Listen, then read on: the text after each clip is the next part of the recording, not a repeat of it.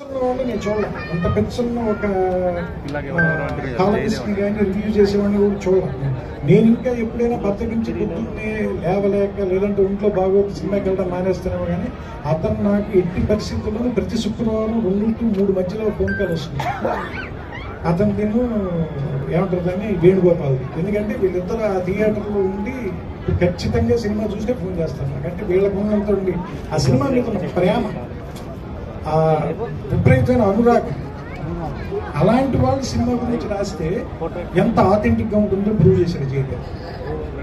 And ఇతని దగ్గర నుంచి నేను కోరుకునేవి ఏంటంటే ఇంకా చాలా గొప్ప సినిమాల తాలూకు రివ్యూలు కానీ లేదంటే విమర్శనాత్మక గ్రంథాలు కానీ లేదంటే సినిమాల మీద అతని అభిప్రాయాలు కూడా, అతని పైన అభిప్రాయాలు అవన్నీ రైట్ అవ్వాలని కూడా నేను కోరుకోవట్లేదు. తప్పైనా పర్లేదు కానీ కొన్ని తప్పులు కూడా గొప్పగా చెప్పేవాడు కావాలి. మనకి వెస్ట్రన్ సాహిత్యంలో చాలా ఉంటాయి అలాంటివి. ఏది చాలా వైల్డ్గా చెప్పగలుగుతారు హిస్టరీని కానీ లేదంటే పరిశోధనాత్మక విషయాలు కానీ. అలా చెప్పే రచనలు మన తెలుగులో లేవని నా ఫీలింగ్. అలాంటి పుస్తకాలు ఎన్నో రాయగలిగినాడు. ఎందుకంటే ముళపూడి వెంకటరమణ గారు తోడుకోడల గురించి రివ్యూ రాయమంటే నినాదించ ముందు కాస్త నిదానించమందు రాసే హెడ్డింగ్ ఎంత అందంగా పెట్టారు చూడండి. అందులో చివరిలోకి వచ్చేసరికి సడన్గా ఏమంటారు దాన్ని సమిష్టి వ్యవసాయం వ్యక్తి వ్యవసాయం గురించి మాట్లాడతారు. ఈ సినిమాకి దానికి కథకి సంబంధం ఏమైనా ఉందా? సినిమా పేరు తోడుకోడలు పెట్టేవాడు. అందుకే ఏదైనా నినాదం చేసేప్పుడు కాస్త నిదానంగా ఉండవని ఎంత చక్కటి చొరకేసాడో చూడండి. అంటే విమర్శ కూడా అంత అందంగా చెప్పగలిగిన ఆయన కూడా సినిమా రంగం మింగేసింది అనుకోండి, అది వేరే విషయం. సో అందుకని జయదేవ్ కూడా సినిమా రచయిత అయ్యేలోపు ఇంకో కొన్ని పుస్తకాలు రాస్తే కనుక తర్వాత ఆటోమేటిక్గా ఎలాగో మింగేస్తాం కాబట్టి సో అలాంటి ఇంకా ఎక్కువ పుస్తకాలు రాయాలని, ఎక్కువ సమయాన్ని పుస్తకాలు రాయటంలో కూడా గడపాలని. ఎందుకంటే ఈ రికార్డు కూడా ఎందుకంటే చరిత్ర గురించి మీలాంటి వాళ్ళు మాట్లాడుతున్నప్పుడు మీలాంటి వాళ్ళ చరిత్ర తర్వాత వాళ్ళు కూడా తెలుసుకోవడం చాలా అవసరం. అది పుస్తకాల ద్వారానే సాధ్యమవుతుంది.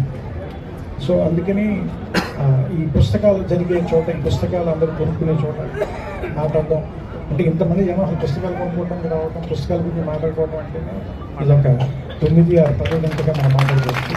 సో దీన్ని ఈ ట్రెడిషన్ని ఇంకా ముందుకు నడపడానికి వీలైన నేను జయదేవ్ని ఈ స్టేజ్ ద్వారా నేనేం కోరుతున్నానంటే నా లైబ్రరీలో ఒక హారిజాంటల్ కాలం నిండిపోయే పుస్తకాలన్నీ మీరు రాయాలని. సో విజయ్ కుమార్ గారు ఎదుర్కొన్నారు. మీకు హెచ్చరిక పంపిస్తూ నాకు ఇష్టమైన మరో కవి అఫ్సర్ గారు కూడా ఇక్కడ ఉన్నారు. సో ఆయన జస్ట్ పుస్తకం ఓపెన్ చేస్తే అందులో ఆత్మహత్య తప్పించుకున్న వాళ్ళని ఒకటి కనిపించింది. నాకు సడన్గా అది చూడగానే నాకు అనిపించింది వెంటనే వాడేస్తున్నాను అనుకుంటాను. వాళ్ళ అక్క చేత హత్య తెప్పించుకున్నవాడు జయదేవ్. ఎందుకంటే ఆవిడ బెదిరించి మరీ పుస్తకం రాయించింది కాబట్టి వాళ్ళ సోదరి మన ఇద్దరి చేత హత్య కాపాడకుండా తప్పించుకున్నాడు. జయదేవ్కి ఈ పుస్తకం ఆ విలువను కూడా ఇచ్చింది, ఆ గౌరవాన్ని కూడా ఇచ్చింది. సో ఈ పుస్తకాన్ని మిగతా 300 పేజీలు చదివిన తర్వాత కొన్ని బాగోలేని విషయాలు కూడా నేను చెప్పాలని కోరుకుంటూ, ఎందుకంటే అతను ఆ సినిమా గురించి చెప్తూ ఉంటాడు కాబట్టి మన కక్ష తీర్చుకునే అవకాశాలు తక్కువగా వస్తాయి. అందుకని ఎవరినైనా కూడా కథ చెప్పాలని మనం ప్రోత్సహించాలి. ఎందుకంటే వాళ్ళ కథ చెప్పినప్పుడు మనం జడ్జి అవ్వచ్చు, వాళ్ళు లాయర్ అవుతారు. ఎందుకంటే సినిమా తీసేటప్పుడు నేను లాయర్ని, మీరు అందరూ జడ్జిలు కదా. అందుకని సో అతను కూడా ఎక్కువ పుస్తకాలు రాసి నాకంటే తక్కువ స్థాయిలో ఉండాలి, వాటిని సమీక్షించే ఉత్తమ స్థాయిలో నేను ఉండాలి, ఉన్నత స్థాయిలో నేను మనస్ఫూర్తిని కోరుకుంటున్నాను. సో నా సంభవిస్తున్న నా స్నేహితుడు కాబట్టి అతనికి నా అభినందనలు చెప్తూ ఇంకా వృద్ధిలోకి రావాలి ఇలాంటి మాటలు బాగోదు. ఎందుకంటే నాకు అర్థం తెలబడి అతని చుట్టూ తెలబడి ఇలాంటి మాటలు కూడా కాదు. అతను జస్ట్ అభినందనతో సరిపోతుంది. చాలా ఆనందకరమైన సాయంకాలం ఇక్కడ గడపగలిగింది. ఎంఎస్కు విజయ్ కుమార్ గారికి ముఖ్యంగా నా కృతజ్ఞతలు చెప్తూ, ఎందుకంటే ఈ ఫంక్షన్ కావడం వల్ల నాకు 2 ఉపయోగాలు ఉన్నాయి. ఒకటి, నా మిత్రుడైన జయదేవ్ తాలూకు పుస్తకం ఓపెన్ చేయడం, మా మామగారికి నేను ఫ్రెండ్ కాబట్టి వేళ మా ఆవిడ రాత్రి డిన్నర్ కూడా బాగా పెడుతున్నాను.